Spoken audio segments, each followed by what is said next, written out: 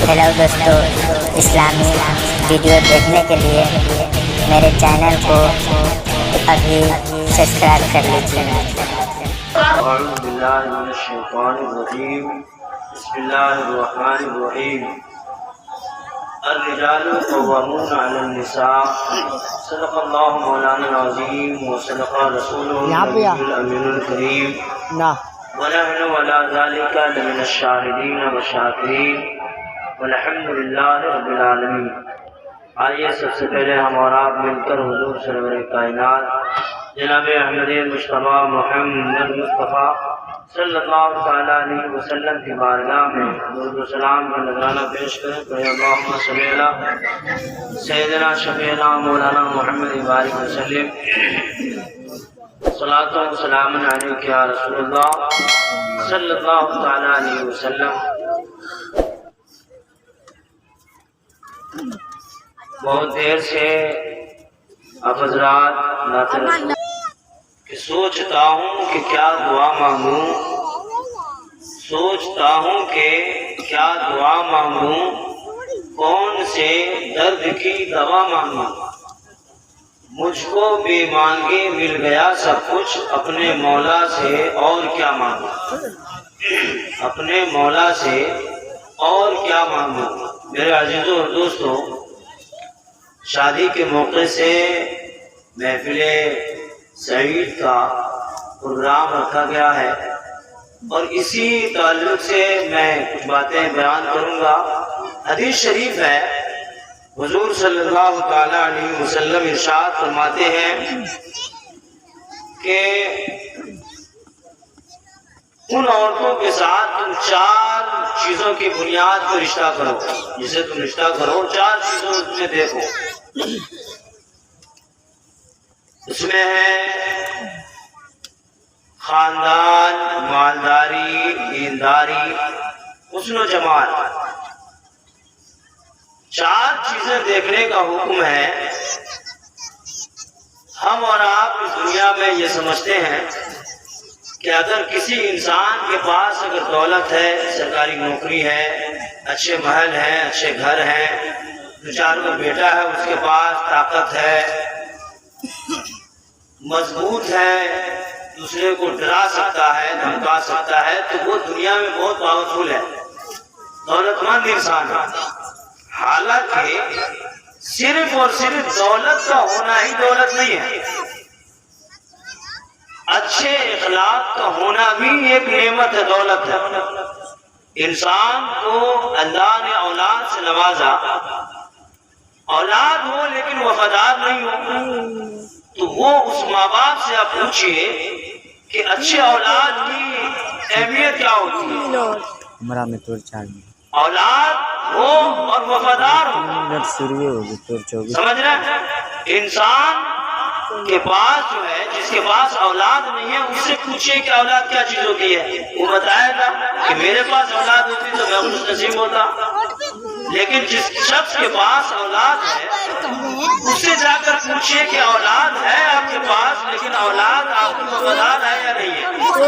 अगर वफादार है तो किस्मत है, दौलत भले नहीं हो, औलाद वफादार होना चाहिए। तो इस दुनिया में हर चीज की मिसाल जो है दौलत से नहीं दी जा सकती। आपका इखलाक अच्छा है, जबान में मिठास है, आप समझिए कि अल्लाह ने आपको बहुत बड़ी दौलत से नवाजा है। अल्लाह ने आपको औलाद दिया, औलाद वफादार है, दौलत भले नहीं है, झोपड़ी में है, सूखी रोटी खा रहा है, नमक रोटी खा रहा है, समझिए कि आप खुशकिस्मत इंसान है। बीवी शादीशुदा है, बीवी है, बीवी अगर नेक नहीं है, बीवी शौहर के ताल्लुक से वफादार नहीं है, तो उस इंसान से पूछिए कि आपकी जिंदगी कैसे गुजर रही है। दौलत भी है, सब चीज है, बीवी नेक नहीं है। घर में बाहर से आप कमा के आए, घर में आए, दिन भर मेहनत की, या महीने में आए, साल में आए, 6 महीने में आए, घर में आए, घर में आते ही झगड़ा शुरू। तो आप अपने घर में आए इसलिए कि सुकून मिले, लेकिन आए घर में सुकून नहीं है, झगड़े हो रहे हैं। आपको ये चाहिए था कि भले ही हम 2 पैसे कमाएं, हमारी گزار ہو، لیکن جب ہم گھر میں آئے تو سکون سے رہے، نمک روٹی کھائے سکون سے رہے، تو یہ بھی بہت بڑی دولت ہے۔ تو فرمایا کہ جب تم رشتہ کرو تو 4 چیزوں کی بنیاد پر، 4 چیزیں ہیں کہ جس انسان کے پاس دولت ہو، یہ ضروری نہیں ہے کہ وہ انسان اخلاق مند بھی ہوگا، کوئی ضروری نہیں ہے۔ جس انسان کے پاس دولت ہے، اچھے گھر ہیں اور بے شمار دولت ہے، یہ ضروری نہیں ہے کہ انسانیت کے اعتبار سے وہ انسان بہت اچھا ہوگا، کوئی ضروری نہیں ہے، لیکن یہ ضروری ہے کہ حضور نے فرمایا کہ دیندار ہو، خاندان اچھا ہو۔ فرمایا کہ حسب و نسب دیکھو، خاندان دیکھو، مالداری، دینداری، حسن و جمال، شکل و صورت، لیکن جس انسان کی اگر صورت اچھی ہو، شکل اچھی ہو، یہ بھی ضروری نہیں ہے کہ وہ انسان اچھا ہوگا، کوئی ضروری نہیں ہے۔ چوتھی چیز کے بارے میں حضور صلی اللہ علیہ وسلم نے ارشاد فرمایا کہ سب سے زیادہ ترجیح تم اسے دو دینداری کو، چوتھی چیز کو۔ جس انسان کے اندر دینداری ہوگی، اگر وہ بیوی ہے تو اپنے شوہر کے حقوق کو سمجھے گی، بیوی ہے تو اپنے ساس سسر کے حقوق کو سمجھے گی، ان کی ضروریات کا خیال رکھے گی۔ اگر لڑکا دیندار ہے تو وہ اپنی بیوی پر کبھی ظلم نہیں کرے گا، اس کی ضروریات کا پورا خیال رکھے گا۔ اگر لڑکا نیک ہے تو وہ اپنے والدین کی بھی ضروریات کو پوری کرے گا، ان کی خدمت کرے گا، ان کے ساتھ حسن سلوک سے پیش آئے گا۔ تو فرمایا کہ 4 چیزوں کی بنیاد پر رشتہ کرو، لیکن سب سے زیادہ ترجیح جو ہے وہ دینداری کو دو۔ اب دینداری سے تعلق سے آج کے دور میں جو بھی رشتہ ہوتے ہیں، پڑھے لکھے گھرانے میں ہو، چاہے عالم کا گھرانہ ہو، حافظ کا ہو، جو بھی ہو، جو کام عوام کے گھر میں ہوتا ہے وہ مولاناؤں کے گھر میں بھی ہوتا ہے۔ عوام اگر ڈیمانڈ کرتی ہے تو جو حضرات پڑھے لکھے ہیں، جو چیخ چیخ کر اسٹیج پر چلاتے ہیں، وہ بھی ڈیمانڈ کرتے ہیں۔ اگر دوسرے رشوت لیتے ہیں تو یہ بھی رشوت لیتے ہیں۔ تو فرمایا کہ یہ لوگ جو ہے، اب جو انسان خود ہی عمل نہیں کرتا ہو، وہ دوسروں کو کیا سمجھائیں گے؟ جو انسان خود اپنے بیٹے کی شادی میں ہو، اپنی شادی میں ہو، جہیز کا مطالبہ کرتا ہو، وہ دوسروں کو کیا بتائے گا؟ تو دینداری کو فرمایا کہ سب سے زیادہ ترجیح دو۔ دین کا معاملہ یہ ہے کہ آج کے دور میں جتنی بھی شادیاں ہوتی ہیں، جیسے اگر لڑکی کی شادی ہوتی ہے، ہمارے معاشرے میں جو رائج ہے کہ ہم لوگوں کے یہاں اگر شادی ہو تو ہم لوگ میلاد کے دن، یا اگر لڑکی کی شادی ہے تو برات کے دن کھانا کھلاتے ہیں۔ ولیمہ اگر لڑکے کی شادی ہوتی ہے تو ہم لوگ ولیمہ نہیں کرتے، حالانکہ ہونا یہ چاہیے تھا کہ ہم لوگ برات سے پہلے کھانا نہ کھلا کے، بیٹے کی شادی برات سے پہلے کھانا نہ کھلا کے آپ جو ہے برات سے لوٹے، اس کے اگلے دن ولیمہ کر دیں، پورے گاؤں والوں کو دعوت کر دیں۔ یا اگر آپ کو اللہ نے اتنا دیا ہے تو پہلے بھی کھلانا چاہے تو کھلائیے، برات سے آنے کے بعد اگلے دن بھی آپ کھلائیے، یہ ولیمہ ہو جائے گا۔ ولیمہ کرنا سنت ہے، اور پہلے جو آپ کھلا رہے ہیں، جو کہتے ہیں لوگ کہ اچھا نہیں لگتا ہے، تو پہلے آپ کھلا رہے ہیں، یہ سنت نہیں ہے۔ کھلا تو ہے ٹھیک ہے، اگلے دن آپ نے نہیں کھلایا تو گویا کہ آپ نے سنت کو چھوڑ دیا۔ اس لیے اس طریقے کو ہمیں اپنانا ہے کہ اگر آپ پہلے کھلاتے ہیں تو کھلائیے، اچھی بات ہے، لیکن کوشش کیجئے کہ برات سے لوٹنے کے بعد اگلے دن یا اس کے اگلے دن ولیمہ کا پروگرام ہو۔ آپ پورے گاؤں کو نہیں کھلائیے، 10 لوگوں کو بلا کر کھلا دیجیے، ولیمہ ہو گیا۔ یہ ولیمہ کا پروگرام ہمیں رکھنا چاہیے۔ دینداری کا جو سوال ہے کہ آج کے دور میں ہم لوگ جو رشتہ داری کرتے ہیں، کیونکہ ہم نے جو رشتہ داری کی وہ دولت کی بنیاد پہ کہ اگر پیسہ زیادہ ملا تو ہم رشتہ کرتے ہیں، اس وقت خاندان نہیں دیکھتے۔ اگر لڑکی صحیح نہیں آئی تب ساس سسر سے پوچھے، تب ان کا معاملہ کہ خاندان صحیح نہیں تھا، لڑکی صحیح نہیں تھی، یہ چیزیں پہلے دیکھنے کی ضرورت ہے کہ خاندان اچھا ہو، لڑکی دیندار ہو، یا آپ اپنی لڑکی کی شادی کر رہے ہیں تو لڑکا دیندار ہو۔ ان چیزوں پر دھیان رکھنا۔ ایک بزرگ ہیں قاضی نوح، وہ ان کے پاس ایک لڑکی تھی، وقت کے جج ہیں، قاضی ہیں. انہوں نے جب اپنی لڑکی کا رشتہ کرنا چاہا تو سب سے پہلے اپنی شریک حیات سے کہا کہ میں چاہتا ہوں کہ اپنی لڑکی کا رشتہ تلاش کروں، لہذا تم جو ہے بیٹی سے پوچھو کہ اس کی کوئی شرط ہے کیا. تو شریک حیات اپنی بیٹی سے پوچھتی ہے کہ ہم لوگ چاہتے ہیں کہ تمہارا رشتہ کر دیں، اگر تمہاری کوئی شرط ہے تو بتاؤ. کہا میری ایک شرط ہے. آج کے دور میں ہم اور آپ کہتے ہیں کہ اولاد وفادار نکل گیا، اولاد ماں باپ کو مارتا ہے، اولاد ماں باپ کو گالیاں دیتا ہے، دوسروں کی عزت کرتا ہے لیکن ہمیں گالی دیتا ہے. میرے عزیزوں اور دوستوں، کچھ کمی والدین میں بھی ہوتی ہے، کیونکہ انہوں نے اپنی اولاد کو رزق حلال نہیں کھلایا، رزق کما کر لایا اپنے بچوں کے لیے، اور اس بات کا لحاظ نہیں رکھا کہ یہ رزق ہم نے کہاں سے کما کے لایا.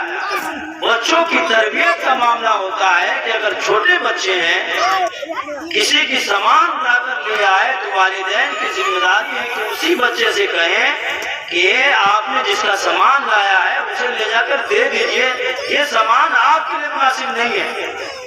کیوں؟ اچھا ایک چیز اور ہے، باپ جو ہے وہ اپنے بیٹے سے گالی سے بات کرے گا، لیکن باپ بھی سوچتا ہے کہ میرا بیٹا جو ہے وہ گالی نہیں دے. یہ ماں باپ کے ذہن میں یہ بات ہوتی ہے کہ میرا بیٹا جو ہے گالی گلوچ سے بات نہیں کرے، لیکن باپ خود گالی دیتا ہے.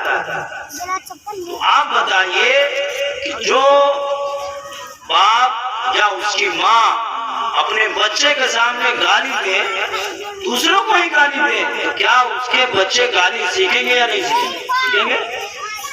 ایک معمولی سی بات ہے کہ اگر آپ اپنے بچے سے جی سے بات کیجئے، آپ سے بات کیجئے، اسے سکھائیے تو بچے وہی سیکھتے ہیں. اگر دوسرے لینگویج میں آپ بات کریں گے تو بچے وہ بھاشا سیکھیں گے. لیکن ہمارے اندر تربیت کی بھی کمی ہوتی ہے کہ کل ہو کر وہی بچے ہمیں گالی دیتے ہیں، ماں باپ کو گالیاں دیتے ہیں، مارتے ہیں. یہ شرم کی بات ہے کہ آپ نے اپنے بچوں کی تربیت صحیح نہیں کی. آپ نے پوری زندگی کی کمائی اپنے بچوں پر نچھاور کر دی کہ ہمارا بچہ جب بڑا ہوگا تو ہمارے ساتھ ہمارے دکھ درد میں کام آئے گا، ہمارے ساتھ حسن سلوک سے پیش آئے گا، اپنے سے بڑوں کی عزت کرے گا، چھوٹوں پر شفقت کرے گا، لیکن نہیں آیا. کیوں؟ آپ نے پوری زندگی محنت کی، دلی بمبے میں رہ کر سالوں سال کمایا، سال بھر 2 سال سعودیہ میں رہ کر چلے آئے، لیکن نہیں سدھرا تو کیا آپ کی اولاد اچھی نہیں ہوئی، نیک نہیں ہوئی. اس کی کمی آپ میں بھی ہے. تو فرمایا کہ انہوں نے اپنی بیٹی سے پوچھا کہ ہم چاہتے ہیں تمہارا رشتہ کرنے کو شرط ہے. کہا ہے، کہا میری ایک شرط ہے کہ میرا نکاح ایسے لڑکے سے کی جائے کہ جس نے زندگی میں حرام کا ایک لقمہ بھی نہیں کھایا. یہ شرط تو بڑا مشکل ہے کہ کسی کو تلاشا جائے. اگر کسی انسان سے پوچھا جائے کہ آپ نے کبھی زندگی میں کسی کا مال ناحق کھایا ہے، کہہ دے گا کہ ہم اس لائق نہیں ہیں، ہم ایسا کبھی نہیں کیا، نہ کریں گے. جو کھاتا ہوگا وہ بھی کہے گا ہم نہیں کرتے. یہ تو تقویٰ سے جڑا ہوا معاملہ ہے، باطن سے کہ آپ نے کھایا یا نہیں کھایا. کچھ چیزیں ہوتی ہیں کہ ظاہری طور پر ہوتی ہے، کسی کا آپ نے مال ہڑپ لیا تو سارے لوگ جانتے ہیں. کچھ چیزیں ہوتی ہیں کہ بعد میں آپ کرتے ہیں، آپ کے اڑوس پڑوس میں گاؤں کے لوگ نہیں جانتے ہیں، نہیں جانتے، وہ آپ جانتے ہیں، رب جانتا ہے، تیسرا کوئی نہیں جانتا. تو یہ جو معاملہ ہے یہ تقویٰ ہے. تو کہا کہ یہ بات کسی سے پوچھنا، کسی کو تلاشنا تو بہت مشکل ہے. بہرحال وقت کے قاضی تھے، جج تھے، انہوں نے حکم دیا اپنے لوگوں سے، اپنے نوکروں سے کہ جاؤ تلاش کرو، گاؤں میں گھومتے رہو، کوئی ایسا شخص ملے تو اسے لے آؤ.